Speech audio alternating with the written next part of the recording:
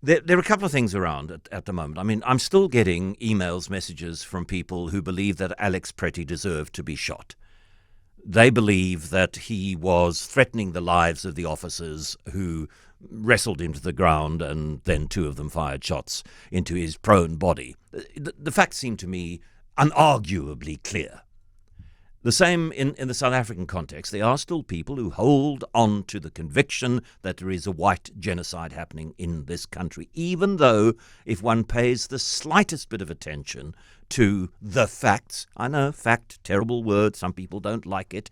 Your fact is not my fact, John. Well, then it's not a fact. Then it's a belief. A fact is a fact. And I read something by our next guest, Kelly Fincham, who is with the Department of Journalism and Media at the University of Galway in Ireland. And what a beautiful place that is to visit. Can't wait to go back there. Hello, Kelly. Good afternoon, John, and thank you for having me. So why is it that when clear facts, and there is such a thing as a fact, are presented, misinformation refuses to budge? What's going on? Oh, well, that's a lot to unpack in a couple of minutes, but I'll do my best. So I know you referred there to the piece that I have published there in the conversation recently, and that sprang out of my own experience back here in Ireland, where we had an incident in October of last year in the local town that I'm from, which is called Drogheda, um, where a fire was started deliberately at accommodation that was housing people who were seeking asylum in Ireland.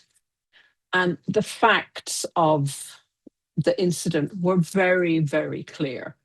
CCTV caught two people on camera. One of them put an accelerant at the bottom of the stairs. It caught fire.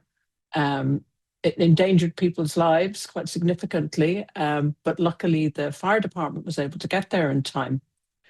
And then over the following days and weeks, I began to see people sharing posts and commenting on Facebook where they weren't discussing the facts of what had happened. It was things that they believed that they could see.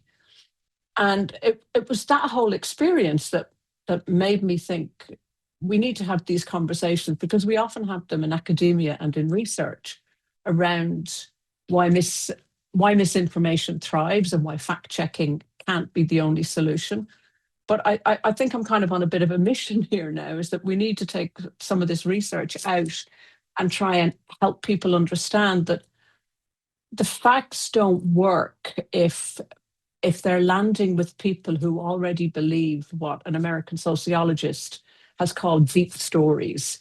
And these deep stories are very emotional narratives that are very, very deep. They're almost like a very detailed form of storytelling that we tell ourselves, that grow up with us and that are absolutely resistant to any kind of efforts to change people's minds if you try to use the facts. So it's about getting in at why people believe the stories that they believe. That's the short version. Yeah, because you make the point in the article that fact checking, debunking, and we have a very big, perhaps the biggest media organisation in South Africa, News 24, has a debunking section, and they're constantly putting debunking articles on the website, which make enormous sense to me. But you say that they actually can be counterproductive, that people sort of resist having their deep truths challenged, and a debunking attempt solidifies rather than softens those deep truths. Yes. And that's something that's really difficult, I think, for any of us I also have a journalism background. So I truly believed when I got into journalism, maybe that was my own deep story, that, the facts can help people understand why things are the way they are, and maybe help bring about changes, etc. But what has happened there is that the study is showing that when journalists confirm stories, people are generally quite trusting of them.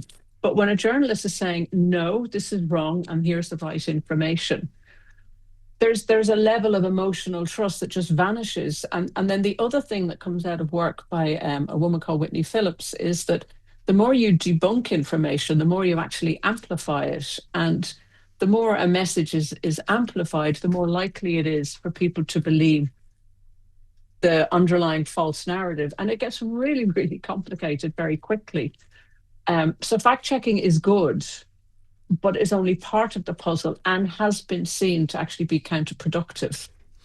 And let me be clear, let me ask you whether it is clear that this is I was going to say a fault, but I'm not sure that it's a characteristic of people on both the left and the right. People on the left have their deep truths as people on the right have their deep truths. And whether your deep truth is conservative or radical left in inclination, it is a deep truth and it is resistant to change. Yeah. Humans are extremely complicated creatures. And you're completely right there. And I think an example that I'm familiar with, I don't know if your listeners will be because it's a bit American, but there has been a meme that has been going around about Donald Trump since 2015 when he declared his candidacy that purports to show an interview that he did back in the 70s or the 80s where he says, and it's just a meme and it's a picture, that if I was to run for politics, I would run as a Republican because Republicans are stupid. And that meme has got traction, and you'll see it posted all over the US, all over this past decade. And again, it's primarily posted by people on the left because they believe that. But it's not true. And then it's trying to explain to people, even though it feels true to you, and even though you want people to know that you don't like Donald Trump, by sharing that misinformation, you're helping to, perpetuate what is a science fiction writer called Naomi Alderman. She's referring to where we are now as the third information crisis. And I think that's also a really good point to kind of hold about this current moment that we're in, because it's global. Yeah. Look, my newsreader's already looking at me with some disdain.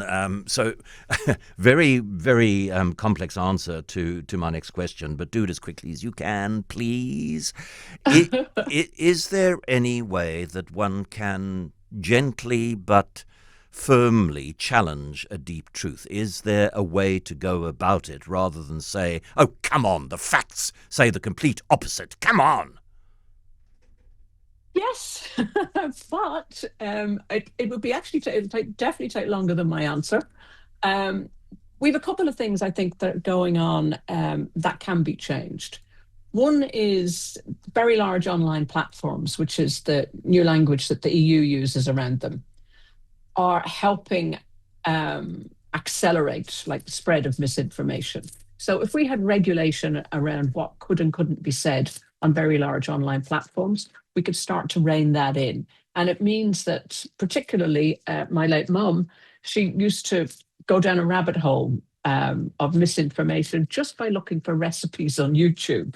So if we could slow that down, we could slow the spread of misinformation down.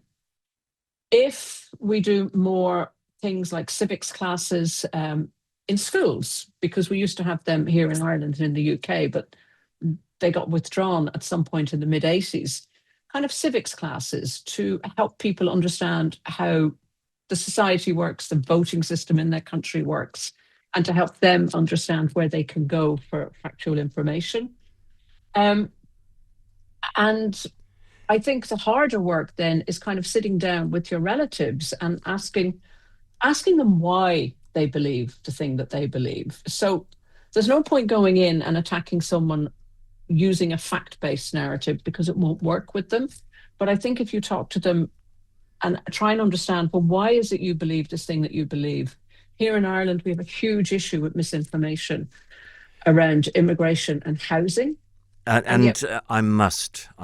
hate to, but I must stop you there. Thank you very much indeed, Dr. Kelly Fincham, who's a researcher at the University of Galway.